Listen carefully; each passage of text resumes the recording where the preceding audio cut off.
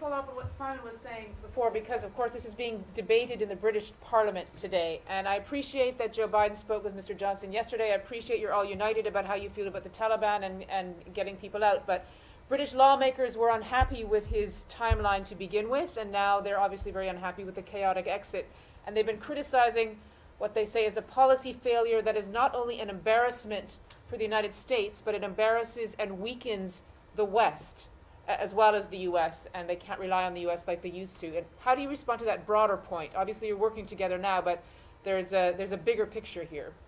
Well, look, I'm not going to respond to criticism directed at a foreign counterpart. Of course, the Brits have been one of our closest allies. The Brits are making that criticism of you. I thought you were referring to criticism that the Prime Minister was receiving. They are saying that the United States policy is a failure, which is embarrassing and weakening not only the U.S., but the West.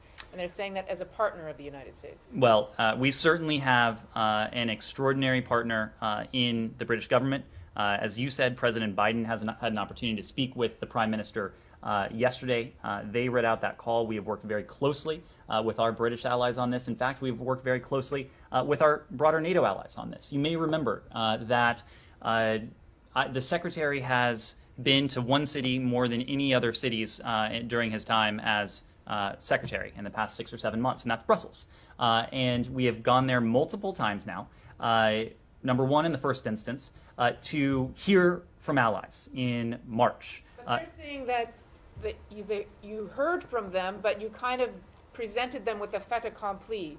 They weren't happy with the timetable, and in the first place, and now it's kind of gone pear-shaped, and that this is not only the United States that's going to suffer its reputation from it, but it's the partners as well.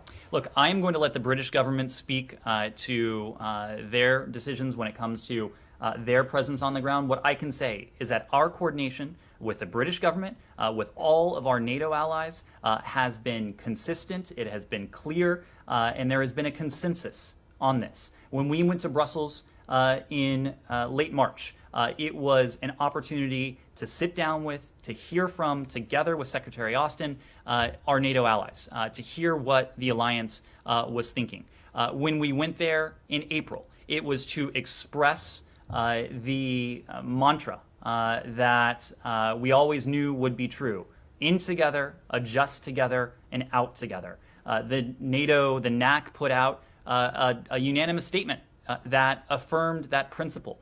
So we have seen and heard the NATO alliance speak with one voice on this. I know in the game of politics, whether that's here or in London, there are always going to be critics and naysayers. You have heard this president speak in clear and decisive terms about the commitment that the United States fulfilled to Afghanistan, about the mission that we went there to pursue, about the conditions that we inherited, and about his profound obligation to the safety and the security of the American people. We've been clear about that. Other governments have been clear about that, so I will let their words speak for them. Yes.